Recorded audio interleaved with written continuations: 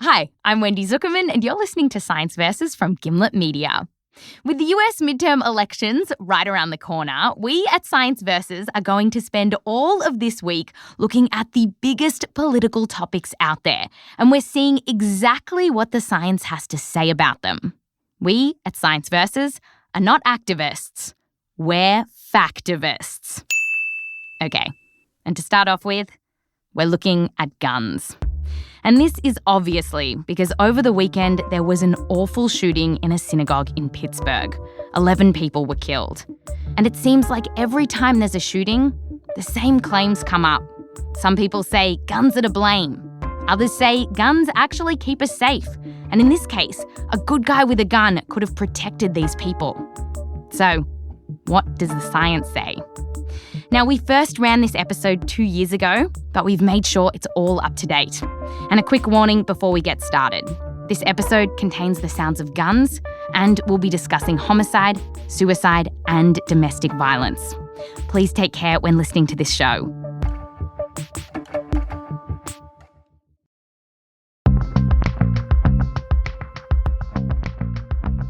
Nestled in the heartland of New Jersey amongst a nail salon and car wash sits Gun for Hire, a gun range that bills itself as the only family destination gun range in the world. And the guy I'm here to see is Anthony Calandro. Anthony! He's the owner at this joint, and he's like a celebrity around here. He seems to know who everyone is, and he's shaking hands with all the customers. Anthony tells me I have to wait my turn. How's everything? You doing all right? I'm doing good. You can talk to me later if you want. I figured there was one obvious way to pass the time while I waited for Anthony. All right, so we're going to put you in the range for an hour. 15 minutes is going to be with an instructor. You have an AR-15 and a Glock 19, a box of ammo for 9mm, 2 boxes, 223, 4 targets. Well, I didn't know how long he was going to be. That close, the gun is now loaded. You have 3 shots. On the bullseye. There you go. How did I do? These are your 3 shots. Is that good? Yes, You're very shaking good. your head. Very good, very good. Shaking your head. When I finished my 70 rounds at Gun for Hire, Anthony Calandro was ready to chat. But before I could start asking questions... Quick question to you. Your perception of gun ranges before you started visiting them, didn't you think that everybody in there would look like Duck Dynasty characters? I did. Okay. This is absolutely Because true. that's 50 years of the media perpetuating us as fat white guys with summer teeth, some over here, with a beard and suspenders and a baseball cap on and my Bible in my left hand and clinging to my gun in my right hand. Am I right? Okay, so Anthony, he has teeth, doesn't wear suspenders, and no Bible that I could see. Which isn't to say that you'll mistake this place for the UN. On our way to the interview, we did walk past this room full of dudes. What is that? That's a diversity shoot. We had a bunch of people come and shoot for the first time. They don't look very diverse, Anthony. They're not very diverse. Today, we are putting down the guns and picking up the books to find out what guns do to a community. We will answer the following points. 1. How many times a year are guns used for good? Say, in self-defense. 2. How many times a year are guns used for bad, like to murder someone? And 3. What effect, if any, do guns have on the overall crime rate? Now, to be clear, although the Constitution is a lovely document, it's not a peer-reviewed journal. So you will be hearing the words the Second Amendment and the right to bear arms only once in this podcast. And you just heard them, because today we're talking science. Let's get into it. Self-defense. Best estimates suggest there are around 300 million guns in the US right now, a number that has been slowly rising. I say best estimates because no one really knows. Guns aren't traced very effectively around the US. Still, a recent Pew survey suggests that 42% of homes in America have guns. And the main reason Americans buy guns is to defend themselves and their property. Surveys find that around 2/3 of Americans who own a gun say they have it for protection. And this idea that you need a gun to protect yourself, It's promoted by the National Rifle Association. The only thing that stops a bad guy with a gun is a good guy with a gun. This is Wayne Lapierre, CEO of the NRA. He's speaking at a press conference. And when you hear your glass breaking at 3 a.m. and you call 911, you won't be able to pray hard enough for a gun in the hands of a good guy to get there fast enough to protect you. And Anthony Calandro, owner of Gun for Hire, he agrees with this. There's an old saying, when you need help in seconds, the police arrive in minutes. But if you're home alone, who's going to protect you? If two men were trying to break into your house, a firearm is the ultimate equalizer. Anthony says he's never had to use a gun to protect himself, but he likes the idea that he's ready if something, anything, would happen. When I go to a restaurant, I sit with my back to the wall because I need to see who's coming in and out and watch everything because no one's sneaking up on me. Where did that begin? I have no idea. I think some people are born that way.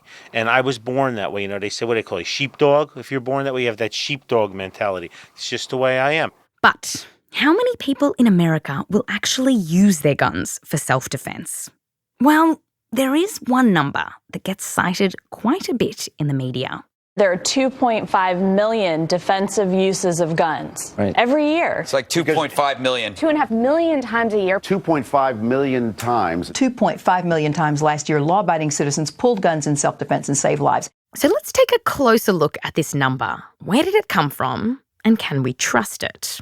Let's start with the man responsible for it, Gary Kleck.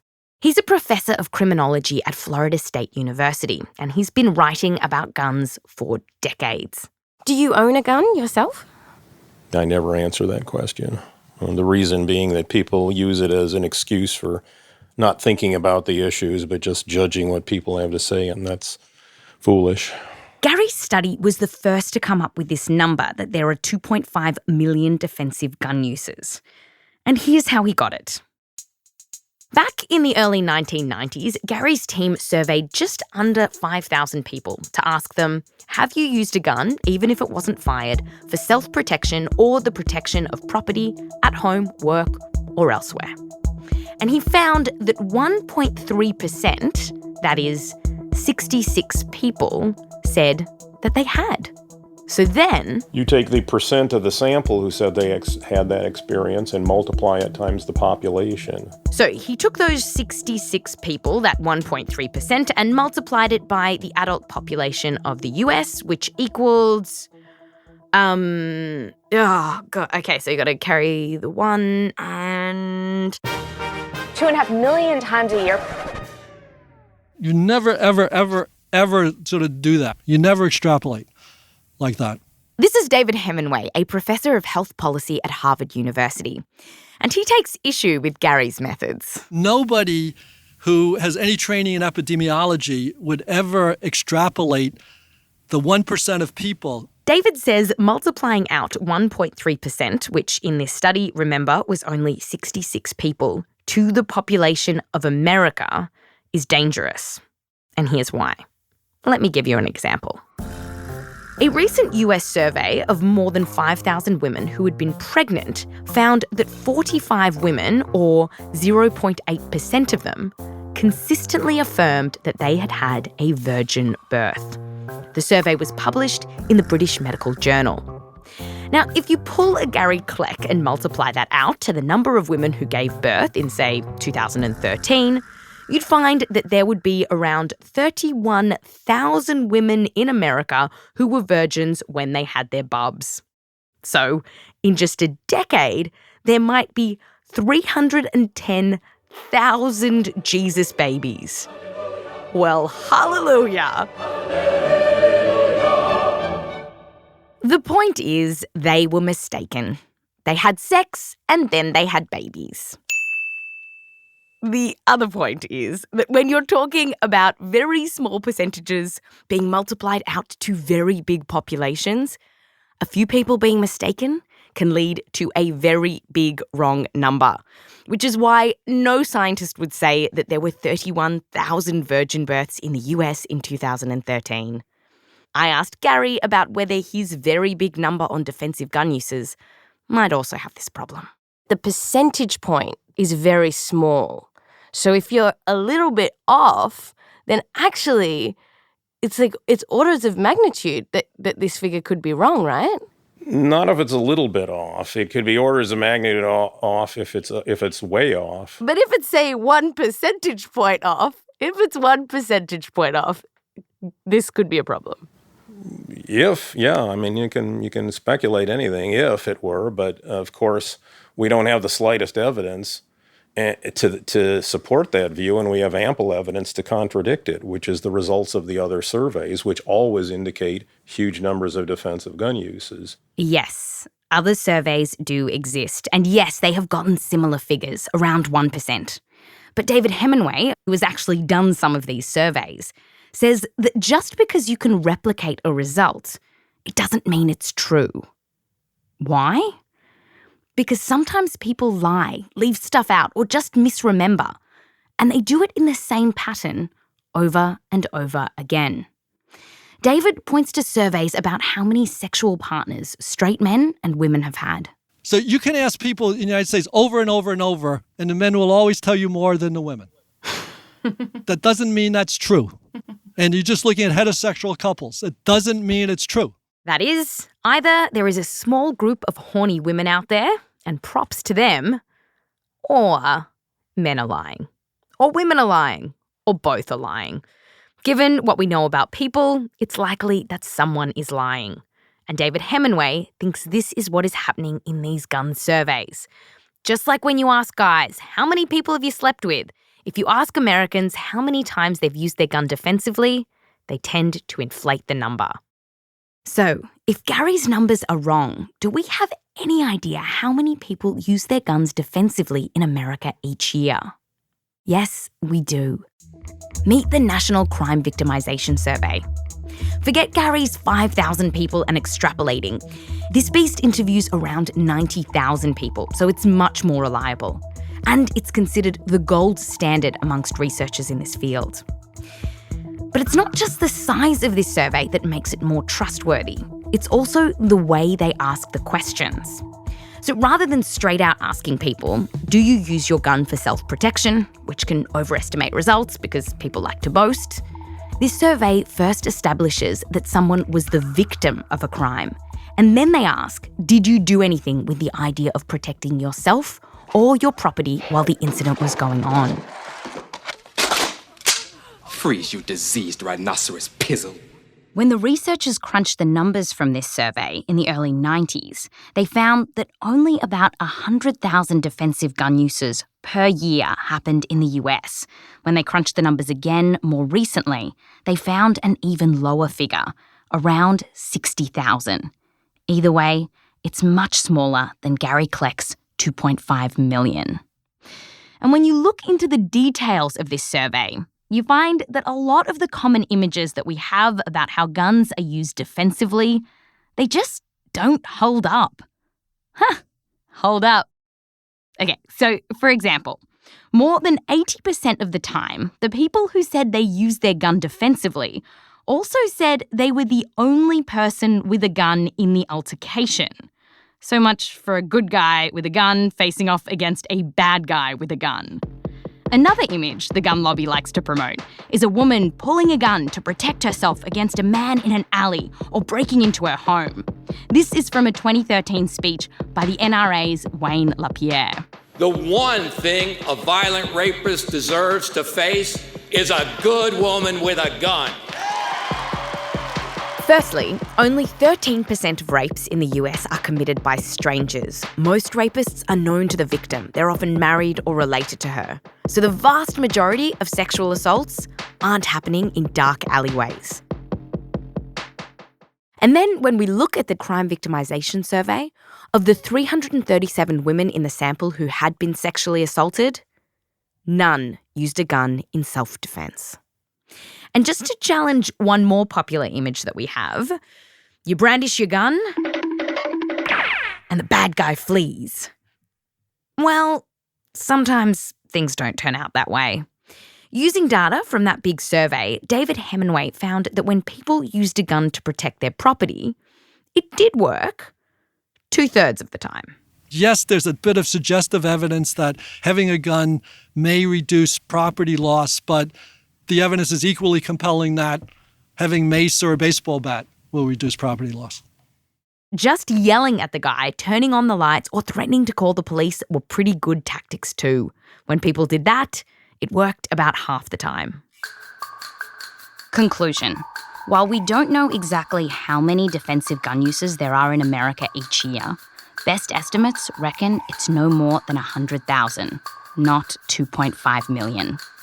And using guns in self-defense is slightly more effective at scaring bad guys than doing other things. But we've got to weigh this small benefit against the bad things that guns can do. And that's coming up after the break. Hey, it's me again. We don't have any ads on this episode, but if you want to support Science Versus, you can send this show to one of your mates or your family or your weird uncle. Yes, you can be a factivist too. And if your uncle is like, yeah, but where did they get those facts from? There's a link to the transcript of this episode in our show notes with all the citations. Yes, this episode has 93 of them. Okay, send it on and back to the show. Welcome back to Science Versus. That was too peppy. We're talking about guns. Welcome back to Science Versus. When we talk about gun deaths in America, mass shootings get a lot of media attention, and they're horrible. Still, though, they're a very small proportion of the number of people who die from guns each year. More than 30,000 people in America die from guns annually. On top of that, there are more than 80,000 non-fatal gun injuries. Compare this to mass shootings. While they're harder to put a figure on because people have different definitions of mass, any way you count them, the maximum number of deaths each year is in the hundreds, not thousands. So they're a very small proportion of overall gun deaths. So, who's doing most of the killing? Well, most of the time, it's people killing themselves. According to the Centers for Disease Control and Prevention, about 2/3 of America's gun deaths are suicides.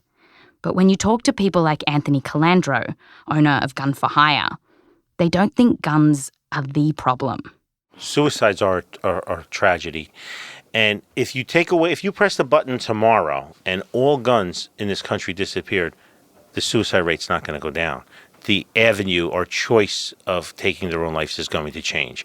Hanging, drowning, asphyxiation, pills, whatever it may be, that's all that's going to happen. It's just that the firearm is a very easy tool, a very easy vehicle to help with that. But if you're set on killing yourself, you are going to do it. It doesn't matter what you have accessible to you. In suicide research, Anthony's argument is called substitution. This is the idea that if you remove one way for people to kill themselves, they'll just substitute it for another. Now, this theory of substitution has actually been studied internationally, looking at many ways that people suicide. Professor Helen Christensen is an expert in suicide prevention. She heads up the Black Dog Institute in Sydney, Australia. So if you took away a particular way in which people die, do you get an outbreak and a greater number doing it in a different way? And there's been quite a bit of research, for example, putting barriers on bridges. Do people just move 2 kilometres further down the river and jump from the next bridge? And the answer is no. And there's no reason to think that guns or firearms would be any different? In my view, no. Over and over, evidence suggests that if you eliminate a popular way that people suicide, fewer people kill themselves. And this is known as means restriction. Here's an example. In the 1980s, a common method of suicide in Sri Lanka was swallowing certain pesticides. And after the country banned them, the total suicide rate fell by 50%. Now, there was a minor increase in hangings, but this didn't come close to offsetting the total number of lives saved. This has also specifically been seen with guns. In Australia, after a gunman killed 35 people in Tasmania in 1996, heavy gun restrictions were implemented. And once the bans kicked in, there was a slight increase in hangings, but the total suicide rate dropped. For men, it was by 8%. Every study I've seen and every academic I've spoken to agreed that restricting access to guns would significantly reduce suicides. Every academic except Professor Gary Kleck, because he said there's no real difference between people trying to kill themselves with a gun or with a rope. It's just tying a piece of rope around your neck. Are you saying that it is just as easy to kill yourself using a gun as it is to hang yourself? No, what I said is that people who are that seriously motivated will take the somewhat longer period of time it takes to prepare a hanging suicide attempt than it does to shoot yourself. The difference is a matter of minutes. You can do it in under a minute with a gun, and, well, maybe it'd take 10 minutes to do it by hanging. And so the question is, are seriously intended suicide attempters willing to take 10 minutes to make the attempt? Yeah, I'd say it's almost certain that they would be. But suicide researcher Helen Christensen says this idea that time doesn't matter isn't true for the vast majority of people who kill themselves. Time is your friend in suicide prevention. So the argument is within 10 minutes, for example, of making the full intention to take your own life, many people do attempt within that tiny window. The longer you allow the person with this thought to be delayed, then the more likely it is that they will in fact survive. Conclusion. The current evidence suggests that for most people, thoughts of suicide come at a time of acute crisis. They're not carefully planning their death, which is why removing deadly means from vulnerable people is such a powerful way to prevent suicide. You can think about it like this. When your friend or lover or child is feeling very low, you don't want them to have access to a gun. We still need to look at murders and violent crimes. But before we do that, let's take a little break. Getting pretty heavy here. Let's all take a big breath while I tell you about some very cool octopuses. Yes.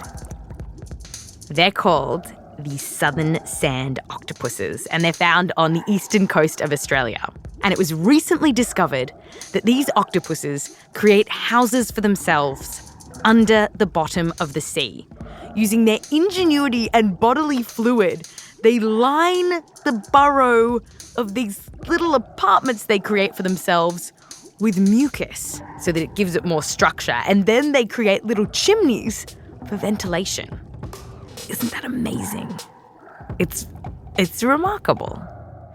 Oh, and don't send me letters because the plural, the collective noun of octopus is octopuses. Sometimes people say octopi because they think that octopus comes from Latin, in which case the plural would be I.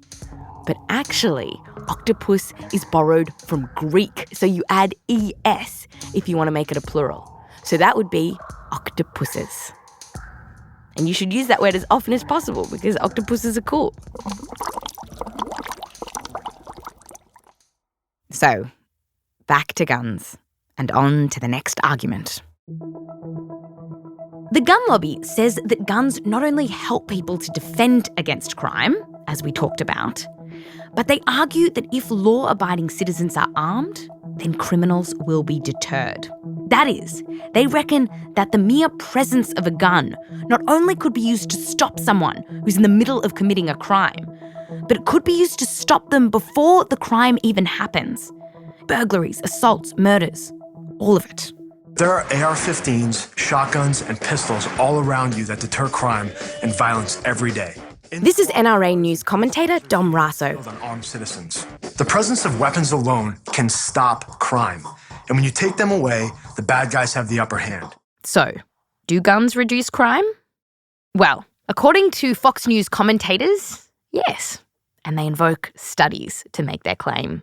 Here's commentator John Stossel speaking with Megyn Kelly. The jury is still out on the global warming theory. Whoops, sorry. It's just in my folder of outdated science that gets cited. Here it is, John Stossel and Megyn Kelly. The best example is concealed carry.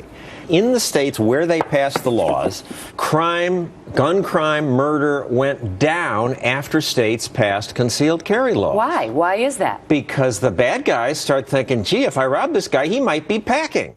Okay, this claim has been firmly debunked by the scientific community. And to understand the whole story, we have to go back. Not that far back. Nice. We are in the 1980s when a bunch of US states unintentionally set up a nice experiment. These states passed laws making it easier for people to carry concealed weapons, so-called right to carry laws. And by doing that, it allowed scientists to measure the crime rate before and after the laws were passed, to answer the question, do legal guns on the street really mean less crime? Economist John Lott, who at the time worked for the University of Chicago, was one of the first academics to publish on the case. Using some statistical models, he reported a significant drop in violent crimes in states that had passed the gun laws. This work was published in 1997, and John went on to write a very cryptically titled book called More Guns, Less Crime. These days, John is no longer aligned to a university and is instead a Fox News columnist. Meanwhile, a bunch of other scientists, still working for universities, have looked into John's work and found serious flaws within it.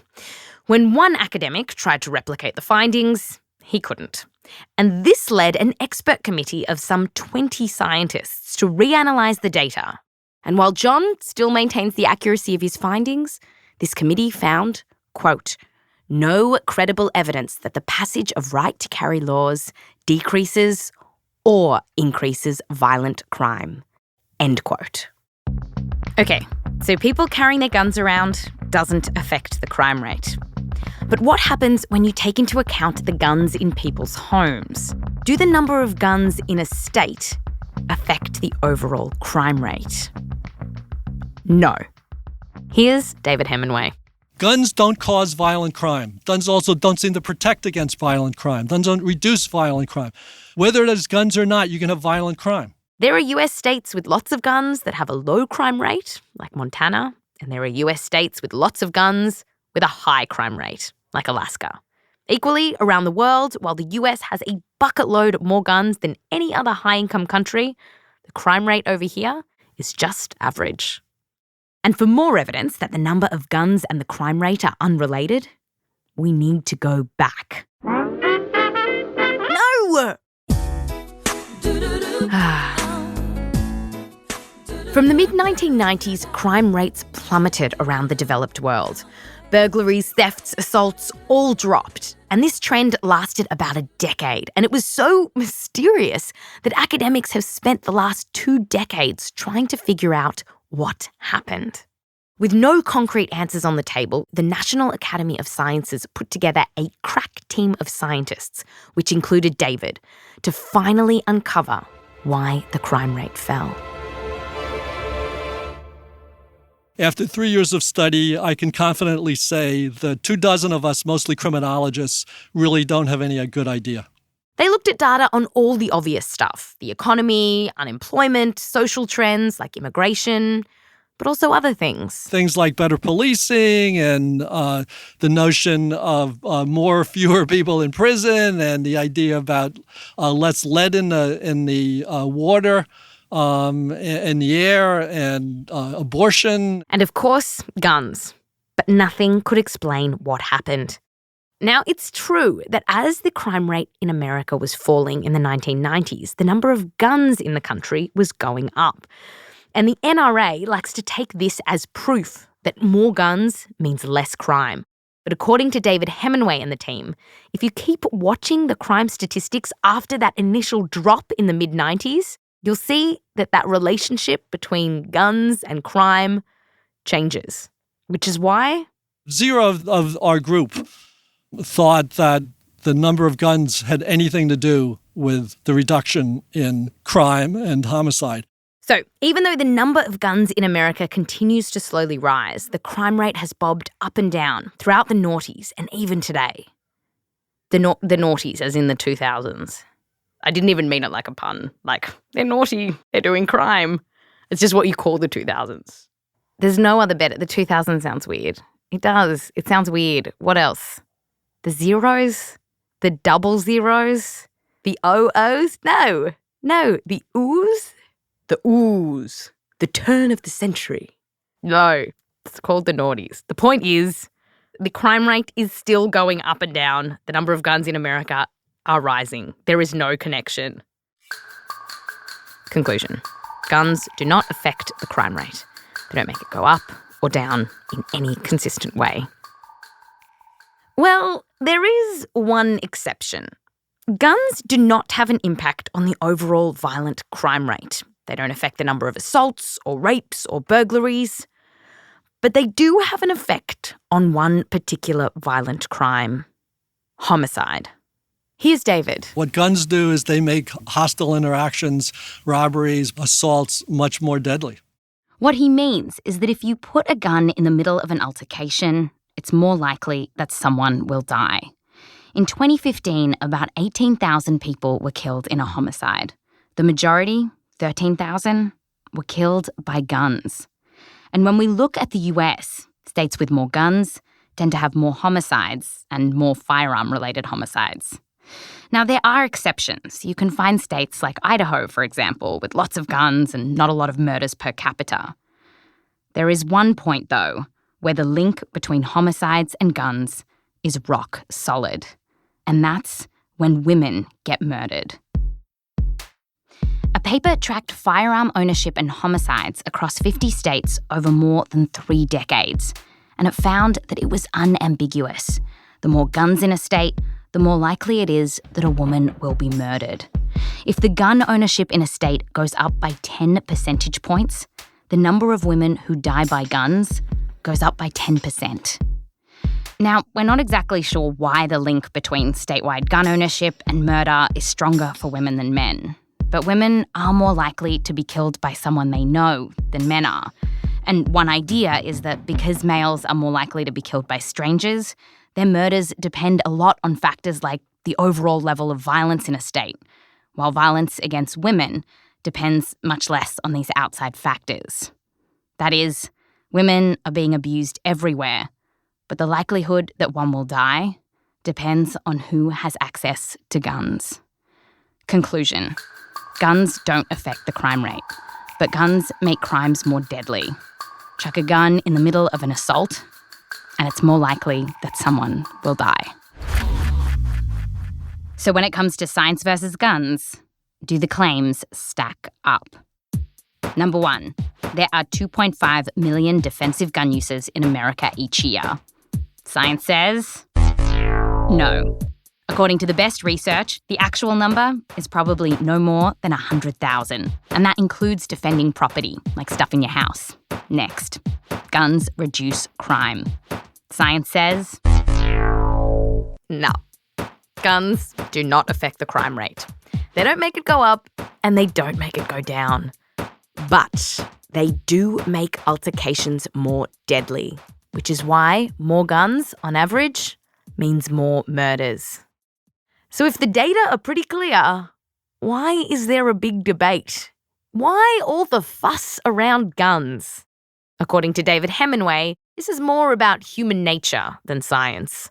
Because the thing is, for people who have a gun, there is a very small chance that something will ever go wrong. Serious injuries are fairly rare. So people will say, oh, I had a gun in my house, when I was growing up and nobody ever died. Great. I mean, but because the gun was in your house, there was 3 times the likelihood that somebody would die. But they think, their evidence from their own experiences, things are good, things are fine. And for gun owner Anthony Calandro, everything has been fine so far. So he thinks nothing needs to change. And why wouldn't you personally want to give some guns up to make America safer, if that's what the studies showed? Because I am safe and my guns are not hurting anybody. Last time I checked, none of my guns ever left the safe and went out and committed crimes in the middle of the night while I was sleeping. If this perfect study came up and just found that if you removed the guns in America, you would have a homicide rate that dropped, the perfect study, Would you want action to happen? Probably not.